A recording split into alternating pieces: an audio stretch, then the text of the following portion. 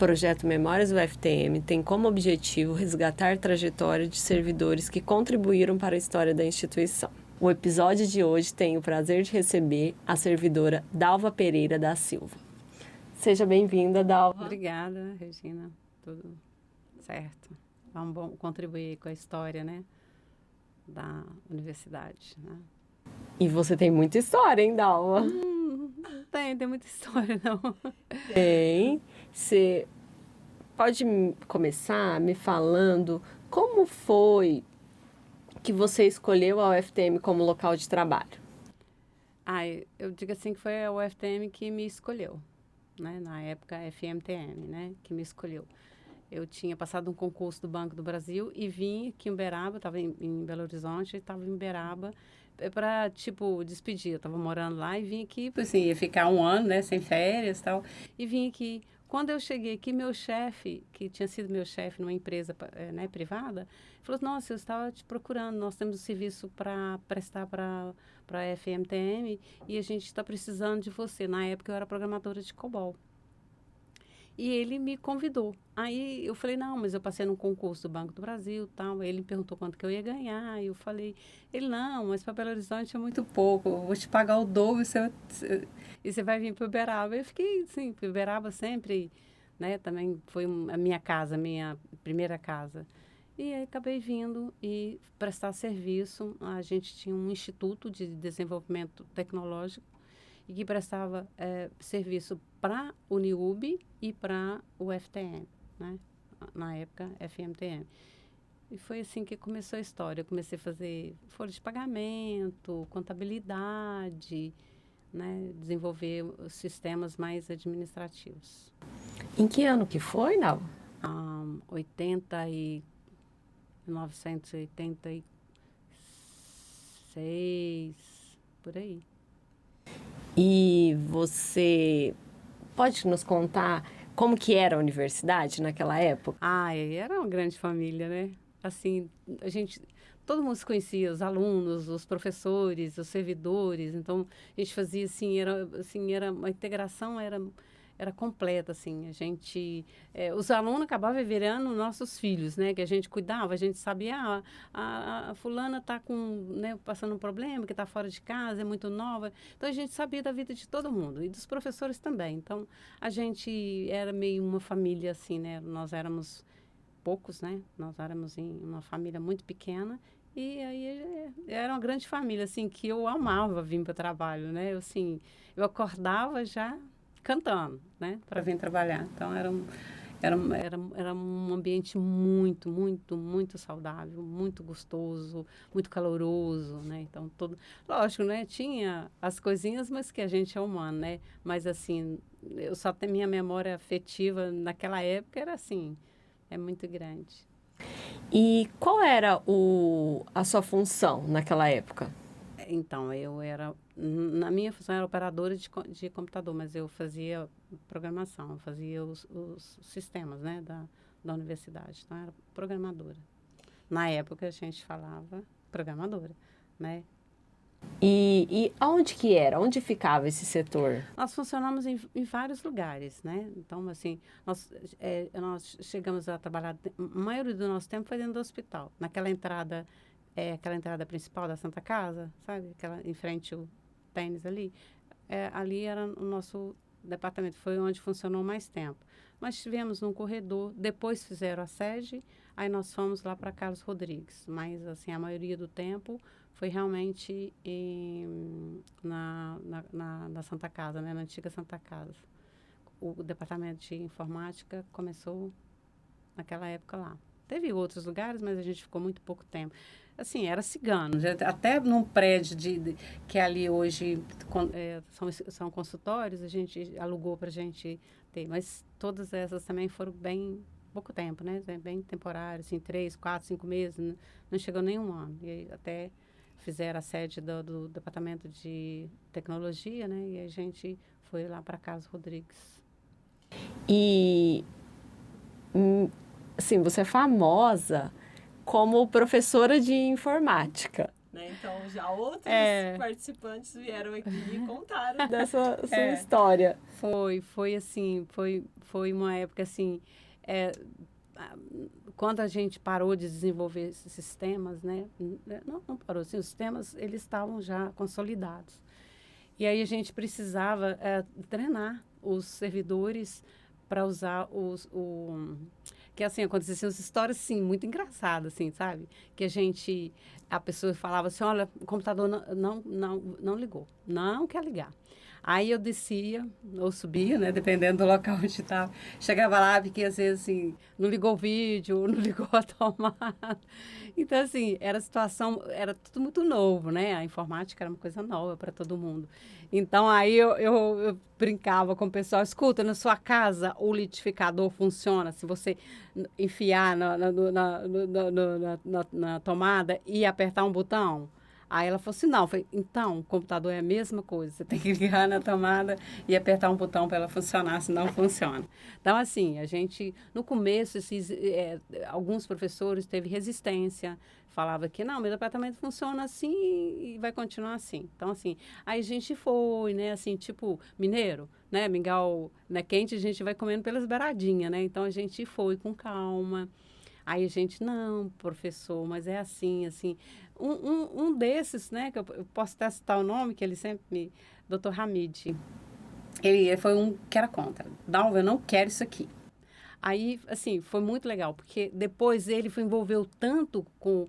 E ele começou a fazer as aulas dele, né? Eu ensinava eles PowerPoint, e naquela época tinha um HG3, que foi o primeiro software que a gente fazia de apresentação, né? E aí ele começou a envolver, gostar, aí pronto. Toda aula que ele montava, ele dava. Vem aqui para você ver que beleza. E realmente ficava bonito. Então, foi ele uma das pessoas, assim, que depois ficou, assim, encantado, né? Com as facilidades da tecnologia.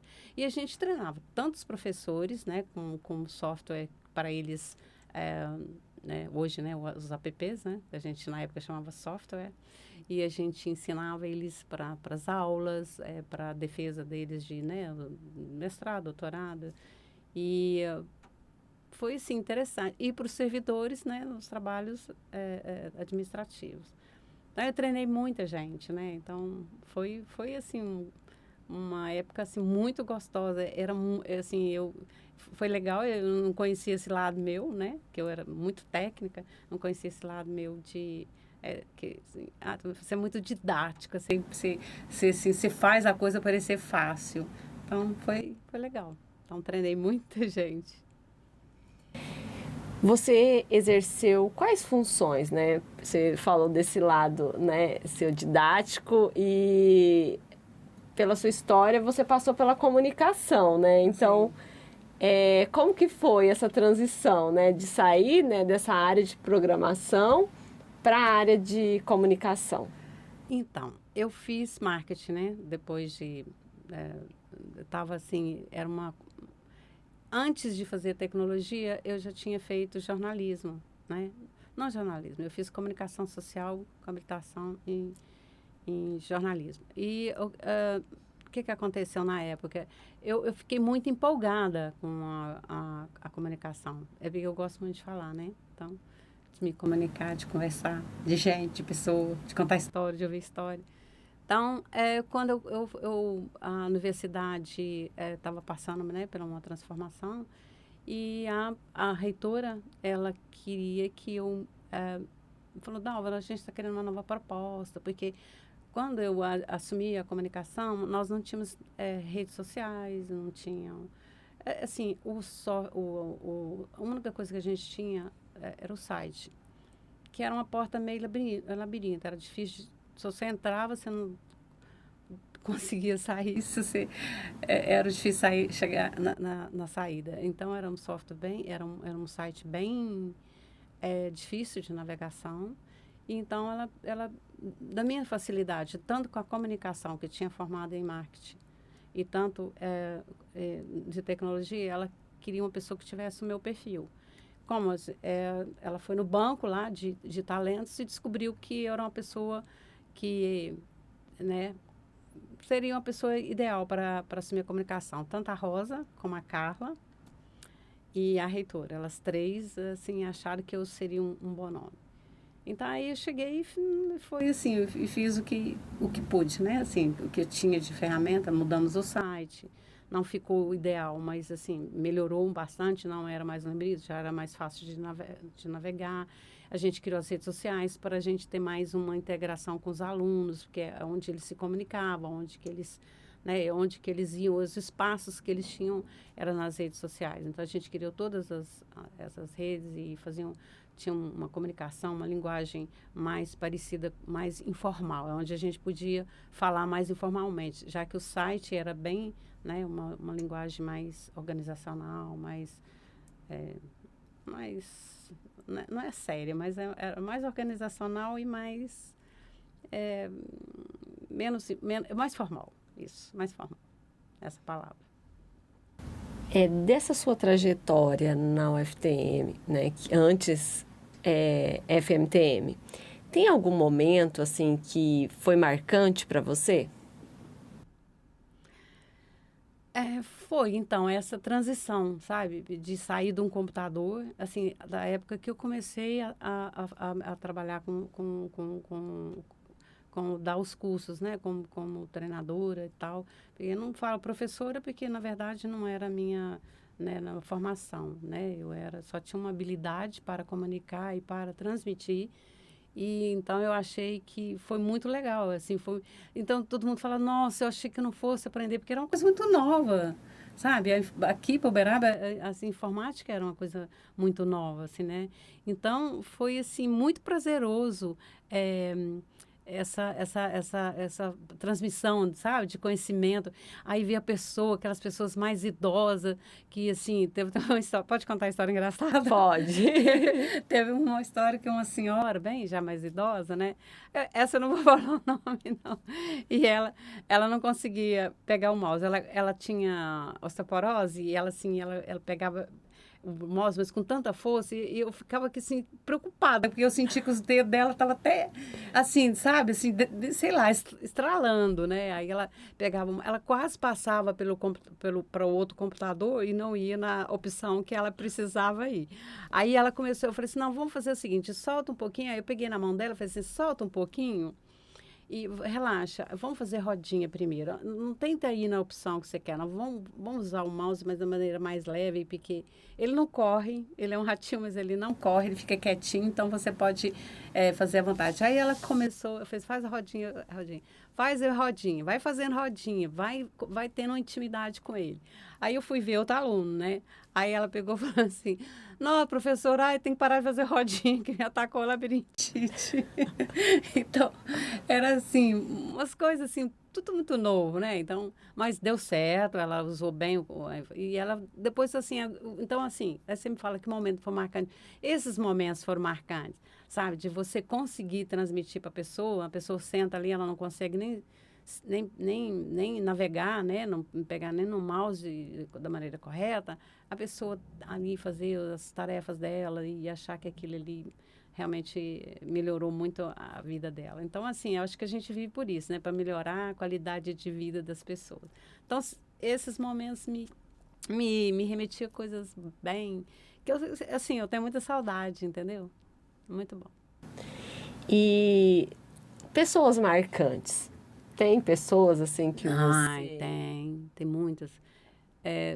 Você não vai perguntar os nomes, não? Não, não. Não, vou esquecer alguém.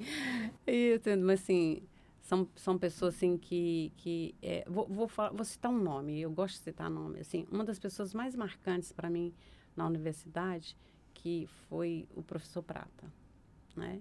Que já não está conosco aqui, mas para mim ele sempre vai estar comigo, na minha memória, no meu coração, porque ele era uma pessoa que aí ó, eu achei que eu não fosse me emocionar, mas assim, falar dele, assim, ele era como era um chefe, era um paizão, sabe? Era uma pessoa que ele não foi muito conhecido em Beraba, não muito valorizado em Beraba, apesar de, né, muita gente conhecer, mas assim, mas fora do Brasil, eles colocavam um tapete vermelho para o professor Prata passar.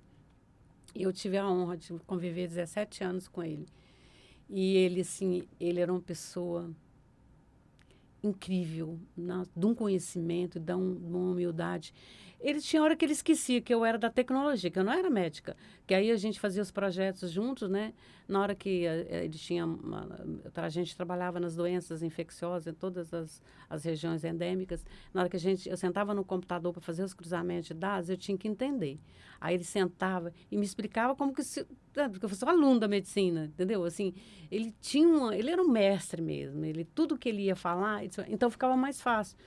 Meu trabalho, porque eu mexia com um banco relacional também, que foi uma atividade que eu fazia aqui na universidade. Eu fomentava a pós-graduação da infectologia, ajudei na Revista Brasileira de Medicina Tropical e trabalhei como professor Prata muito tempo fazendo esses bancos de dados de água comprida, com Chagas e Vaselândia, com leishmaniose e em outras cidades aí com as doenças. Então, fiz assim, aqui fiz muito. Então, uma pessoa de referência para mim, eu vou citar o professor Luiz Prata e o Virmontes também, que era uma pessoa que sempre acreditou, né, em coisas, que ele via coisas em mim que eu não acreditava. Então, ele me fez acreditar que eu era uma pessoa, né, assim, que poderia mudar as coisas. Por último, qual o papel da UFTM na sua vida? Eu digo que, assim, eu passo aqui, eu sou muito saudosista, né? Então, eu fico com muita saudade. Eu passo, assim, e fico... outro dia eu parei e fiquei olhando, assim, nossa, quanta coisa eu vivi aqui todo dia, né? Então, é bom, porque eu gosto de encontrar gente, eu gosto de trabalhar, eu gosto de ser útil. Então, assim, na minha vida, eu tive 2 trabalhos, né? Um, numa empresa, né, privada, que também me marcou, mas a UFTM, assim, na minha cabeça é minha provedora, é ela que me deu tudo que eu tenho. Então, eu sou muito grata, porque tudo que eu tenho, assim, tudo que eu...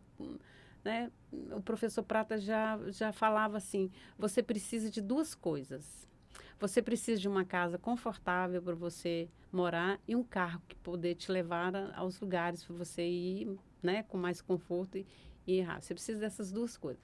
Agora, se sobrar um dinheirinho, você viaja, né? Então, ele sempre falava que a gente tinha que também viajar, porque viajar também era um investimento em você, né? Para você ter, né? Você conhecer outros mundos e você nunca vai voltar da mesma maneira que você foi quando você viajava. Então, são as lições do professor Prata. Ele falava para a gente viajar também.